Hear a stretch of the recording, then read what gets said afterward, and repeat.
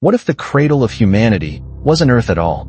We are taught that we are the children of this world, that our history is written in its soil and stone. But what if that is only half the story? What if there is another truth, a more profound and unsettling one, waiting in the silence of the desert night? Imagine a figure, standing on a lonely plateau under a river of stars. He is both ancient and futuristic, a silhouette of humanity itself, his hands loose as if caught between awe and a terrible doubt. A headset glows with a faint, cool light along his temples, a wrist device pulsing with knowledge that feels both forgotten and yet to be discovered. He is surrounded by the ghosts of a civilization half buried in sand, ruins that stretch toward a sky where the constellations of Orion and the Pleiades hang in perfect, silent alignment. This is where our story begins, not with an answer, but with the timeless question, are we children of this earth, or are the stars our true home? For centuries, we have looked for answers in the heavens. But the first clues to this cosmic riddle were not found by looking up, but by digging down. In the dust of Mesopotamia, an archaeologist's weathered hands brush away the soil of millennia from a Sumerian clay tablet. His skin is scarred by the sun and the earth, but his tools are from another age. A compact scanner bracelet casts a faint green light, mapping the surface with subtle holographic lines, translating whispers from a forgotten world. He works in a trench of collapsed mud brick walls, the air thick with the smell of history and trembling torchlight. And in the amber warmth, as dust swirls like ancient ghosts, he feels the weight of it all, a reverence, a secrecy, a profound sense that each carved wedge of cuneiform is not just a word, but a broadcast from a place far beyond our world. This was not an isolated message.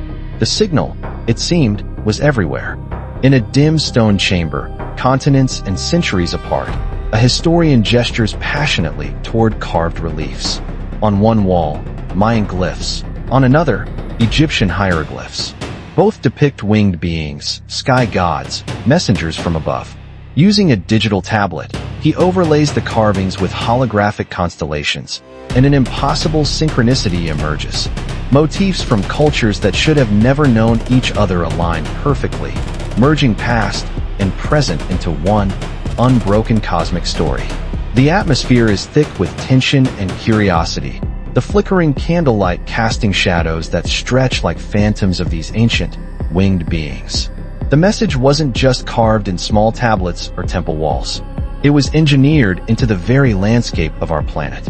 Before the Great Pyramid of Giza, a lone explorer stands, his rugged face lined from a life of travel, his posture solid and still. He is not a tourist. He is a pilgrim on a quest for a specific, monumental truth. As silver moonlight cascades down the ancient limestone blocks, he watches the sky. And there, with an intentional geometry that defies all possibility of coincidence, the three stars of Orion's belt align perfectly with the apexes of the three Great Pyramids. It is a message carved across heaven and stone, an alignment of such precision it stirs both awe and a deep, resonant unease. This feeling, this mix of wonder and dread, is the constant companion of those who chase this truth. You can see it in the wide, reflective eyes of a young archaeologist, constellations mirroring in her pupils as a subtle earpiece glows along her jaw. She stands among temple ruins, the air heavy with an unspoken urgency, her gaze asking the cosmic riddle. Was this all a grand coincidence, or a deliberately forgotten signal? You can feel it in the tense anticipation of an excavation team moving through a dig site at twilight, their state-of-the-art flood lamps and survey drones casting an eerie grid across half-buried stone circles. A revelation, they feel, lies just beneath the surface, history pressing against the present with an almost unbearable weight. And then, there are moments of pure, terrifying clarity. An elder archaeologist kneels, his trembling hands tracing the worn lines on a cracked stela just pulled from the earth. A chest-mounted light rig cuts through the claustrophobic dark of the pit, making every groove glow as a holographic overlay translates the ancient glyphs. His expression is one of reverence, but also fear. He is decoding a forbidden message, a truth so profound it was meant to be buried forever. The quest for this truth feels like a timeless pilgrimage, an echo of ancient processions toward knowledge. We see it in the stark, heroic outline of a caravan crossing a moonlit ridge, their modern gear glowing like fireflies in the vast, silent desert. This is a journey into the heart of a mystery that has haunted us for generations. And in a desert tent, flapping in the wind, a linguist becomes the nexus of this mystery. His face is tense, his fingers stained with charcoal, his eyes darting between stone rubbings and ancient codices.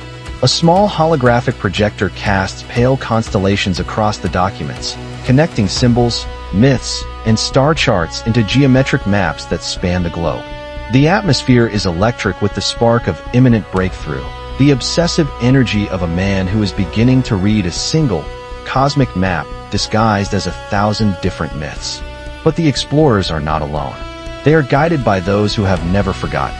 A desert guide walks ahead, his jaw clenched with focus, his loyalty absolute, escorting outsiders into a territory watched by silent cosmic eyes. And in a village alley, a child watches them pass. His face is innocence, yet his eyes hold a glimmer of ancient wisdom. Around his neck, a simple handmade pendant, etched with the symbol of a star, glows faintly in the moonlight. The suggestion is heavy, unavoidable. The memory of the signal is not just buried in stone, but carried in the blood. The final proof of this first chapter comes with a surge of triumph and dread. A team, their bodies straining, their muscles taut with effort, uncovers a giant circular stone etched with spirals. Heavy lifting rigs and scanning drones assist, their modern technology revealing an ancient truth. As the sand falls away, a chilling realization dawns. The design is not merely symbolic. It is a precise, unmistakable mirror of a spiral galaxy. As an epigrapher crouches, her augmented visor painting the symbols in cold green light, the words finally emerge from the stone. They are whispers of a history we were never meant to know. A history of children, descending from the stars. The message was no longer a whisper. It was a roar. Crouching in the excavation pit, the epigrapher's nervous exhilaration is palpable. Through the cold green glow of her augmented visor, words emerge from the stone, confirming the unthinkable, a story of children descending from the stars. The proof is no longer theoretical. It is tactile. A single human finger, cracked and dusty, points toward a chiseled star symbol on the ancient basalt. A faint projected constellation map aligns perfectly with the carving, and in the stark, silent light, a shocking clarity descends. This was not art. It was astronomy. A message carved with impossible precision, mirroring the night sky exactly. The single map was becoming a library. The library a world. From a high ridge at dawn, the expedition leader raises an advanced binocular device to his eyes. Below him, a valley of ruins stretches endlessly into the haze, the sheer scale of the blueprint laid bare. The revelation was not just in the stones, but in the words left behind. In a candlelit tent, a young assistant pores over a dusty manuscript, a holographic scanner overlaying the fragile page with starlit constellations. The atmosphere is intimate and tense, as though a hidden truth is seeping from every page, transforming ancient myths into stellar charts. The drive to document this becomes an obsession. A cameraman, his eyes sharp behind the lens, moves through the fractured pillars and shattered statues, the desert wind moaning through the gaps. He is recording a collision of science and myth for history. The obsession becomes all-consuming. We see it in the extreme close-up of a scholar's eye, the iris bright with the reflection of a glowing constellation chart. The mystery is no longer just out there in the desert. It is in here, the vastness of the cosmos reflected inside a human eye, as if the universe is looking back at itself. And for all their technology, the expedition was beginning to understand they were not discoverers.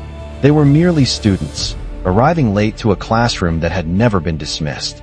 By a fire in a desert courtyard, a village elder sits, his posture upright, his voice mid-chant. His carved wooden staff is topped with a faintly glowing crystal fragment, and as he speaks, the myths become living truth. An anthropologist kneels beside him, her expression taut between skepticism and fascination, her digital recorder capturing not just words, but the sacred vibrations of a memory kept alive for millennia. She is caught in the fragile tension between rational study and a ritual that feels more real than her science. They learn that some have always been guardians of this secret. A desert nomad walks along a ridge at twilight, his posture solemn, his duty timeless, as though his people have safeguarded these cosmic truths for generations. This new understanding, that they were relearning, not discovering, ignited a new fire. An astronomer on a cliffside ledge adjusts a brass sextant, its ancient design augmented with a subtle holographic overlay, bridging ancient tools and futuristic vision. In a trench below, an archaeologist leans over a massive sandstone block, her toned arms pushing, sweat gleaming on her temples, her labor fueled by the intense anticipation that beneath the stone lies a hidden record. And then, they traveled to a place where the map wasn't carved into a stone, but into the very face of the planet. In the Nazca Desert of Peru, under a blazing midday sun, the team is dwarfed by gigantic geoglyph lines etched across the sand. Drone cameras trace the lines, revealing colossal animal shapes visible only from a great height. The atmosphere is otherworldly, evoking a powerful sense of awe and disbelief. These were not drawings for men. They were signals to the sky. And there, in the dust, the symbol appears again. A hand, its knuckles raw, brushes sand from a cracked stone slab to reveal a carved spiral. A faint holographic projection overlays the shape, and the breath catches in their throats. It is a perfect match for the arms of a spiral galaxy. The realization is sudden and tense. This is more than a symbol. It is a cosmic map. A filmmaker with a rugged beard, camera slung low, walks beside the site, his lips parted as if narrating the incredible story unfolding before him. He captures the awe, the documentation, the moment science and myth blend into a single, cinematic record for the world to see. The evidence was now overwhelming. The signal, once a whisper from a single clay tablet, was now a chorus echoing from across the globe, from Mesopotamia to Egypt to the Andes. The stones were not just history, they were a map. And the map was pointing the way home. The map was found, but a map is not the destination. The next question became terrifyingly clear. What did it say? And what was the cost of reading it? The search turned inward, from the physical world to the spiritual. On a remote mountain ledge, a monk in ochre robes prays under a twilight sky. His devotion is absolute, his posture serene, as if his prayer is a direct connection to the stars above. For him, this cosmic truth is not a discovery, but an ancient, sacred dialogue. Elsewhere, in a candlelit library filled with scrolls and shadows, a young woman studies an ancient codex. Her obsession is a hunger for truth, a desperate race to decipher a message she feels echoing in her very bones.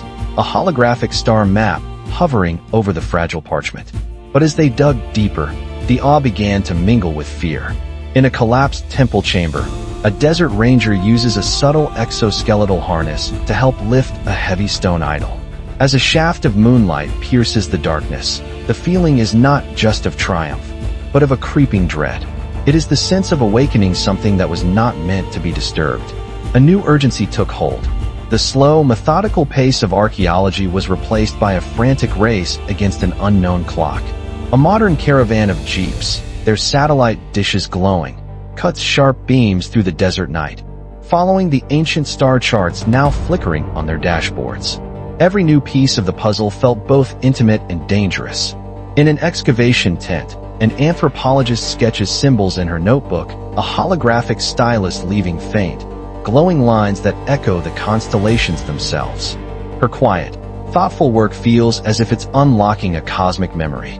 In the cold night, a researcher's mouth whispers a translation into a tiny recorder, the words themselves feeling conspiratorial, forbidden. Knowledge this profound cannot be contained. It spills over, and the debate begins. By a desert campfire, a professor in a tweed jacket addresses a small group, his hands gesturing with authority. His lecture, punctuated by a projection of constellation lines overhead, slowly blurs into a sermon, arguing with conviction that these signals unite all of humanity's myths. The ascent was no longer just intellectual, it became a spiritual journey. We see a female explorer climbing the stone staircase of a ruined ziggurat, her powerful form straining, her breath heavy in the thin air. Her climb toward the summit, toward the stars, becomes a mythic mirror of the entire quest for cosmic truth. But the truth they were chasing was stranger than any myth. In a rocky cave, a geologist kneels over a strange rock core, his brow heavy with suspicion. Tracing the metallic veins with his fingers, his spectroanalyzer glows, suggesting the rock holds an alloy that is not of this earth. In another cave, an artist sketches the ancient petroglyphs on the wall, her charcoal-stained fingers moving as if channeling a message from across time. A hollow projector confirming her sketches match the stars. And then, in a moment of pure, undiluted terror, came the final realization of this phase.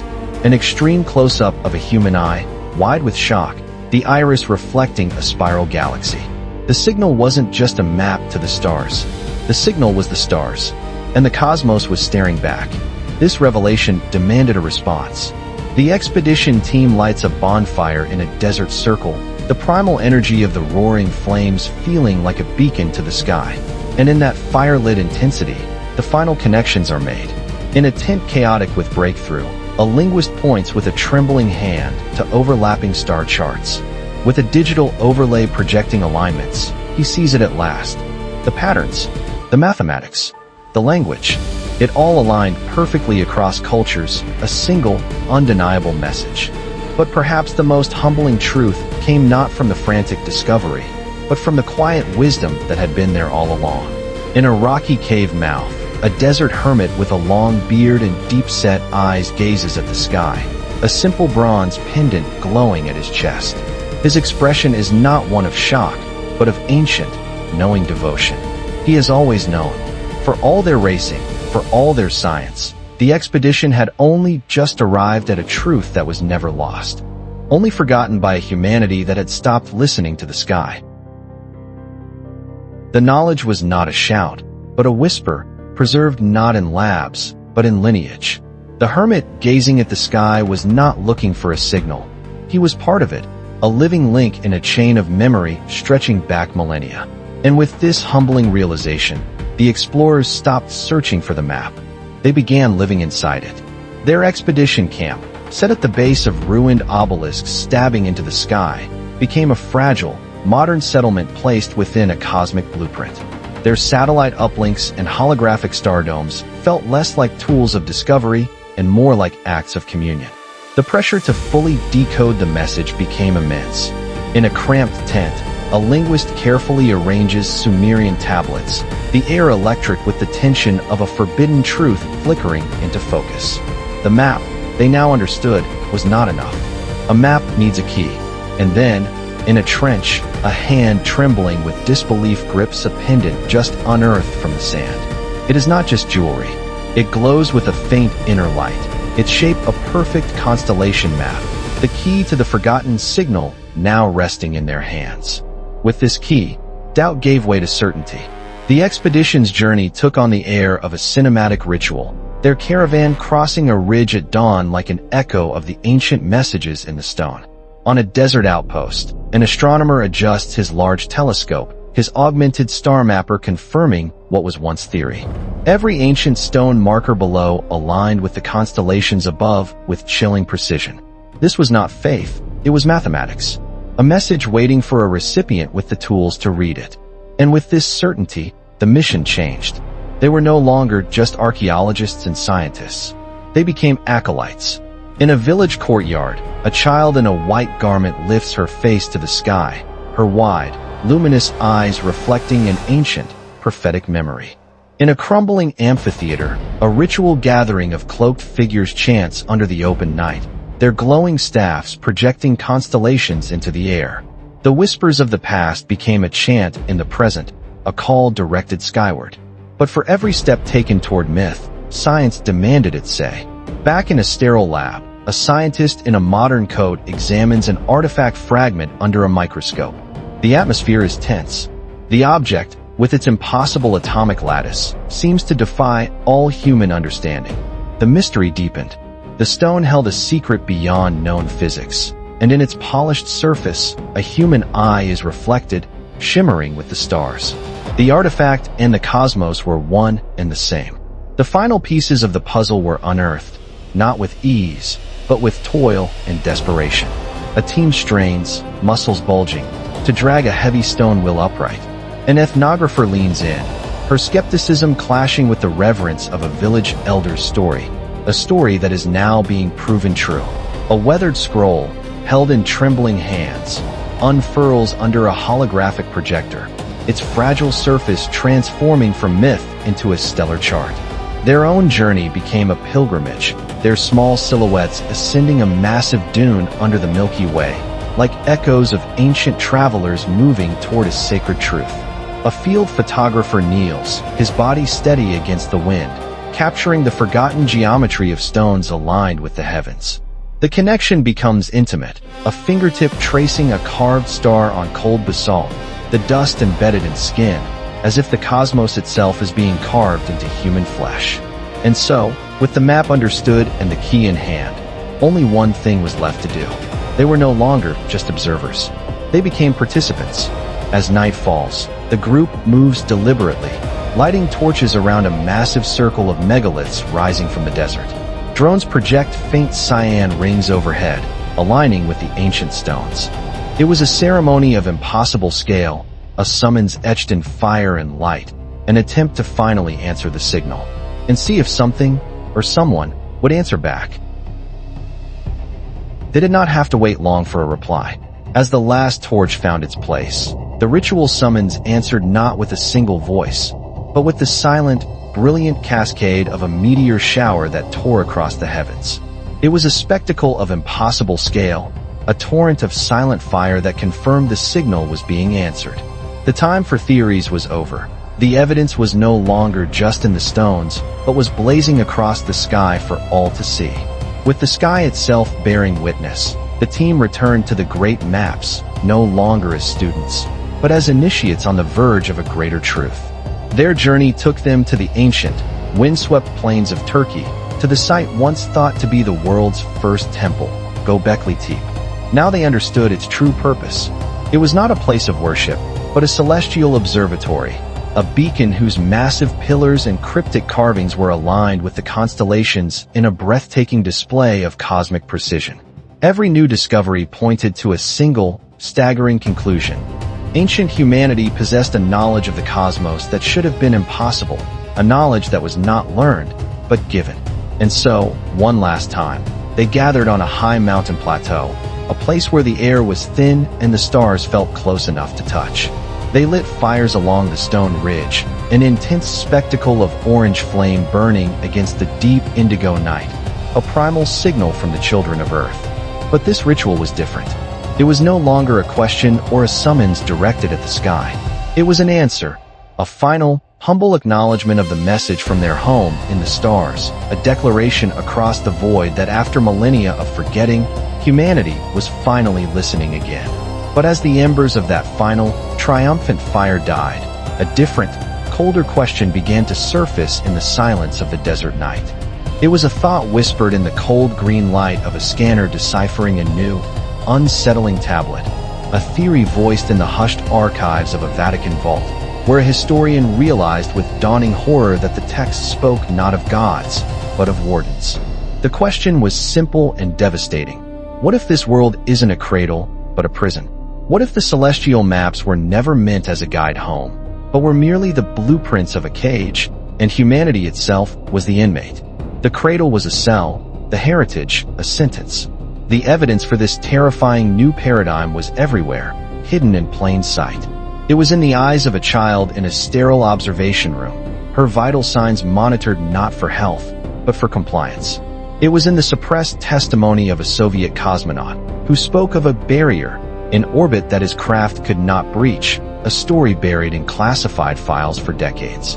A cartographer, analyzing satellite imagery, discovered a faint, geometric energy grid enveloping the planet, a pattern that pulsed with the cold, mathematical precision of a containment field. The prison was not just technological, it was biological.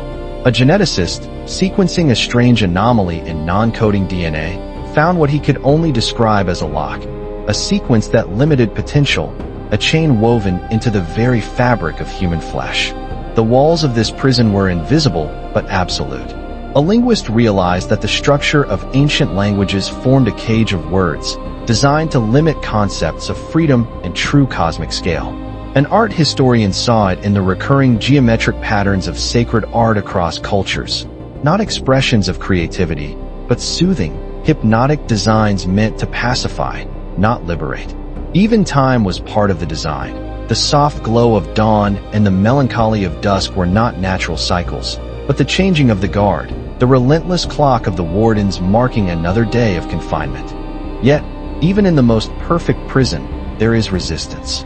In a forgotten corner of the world, a woman with glowing markings on her skin shattered her chains not with strength, but with an act of pure will, a memory of a freedom she wasn't supposed to possess. To remember, they learned, was an act of rebellion. The wardens could cage the body, but they could not erase every echo of what came before. An archaeologist in a deep-sea submersible discovered a memory key inside a sunken monolith, a device that pulsed with forgotten histories. A geologist in the desert found a fossilized bone that contained a genetic marker for flight, a memory of wings that had been systematically purged from the human genome. The prison's greatest fear was not an army or a weapon, but a single human who remembered the truth. This was the unspoken secret, the legacy passed down not in stone, but in blood. In a quiet village, a family elder, her eyes holding the light of dying stars, passed a glowing pendant to a child. The chain of the flesh was not just a lock, it was also a key. The prison was real, but so was the inheritance of a memory of freedom, patiently waiting to be unlocked.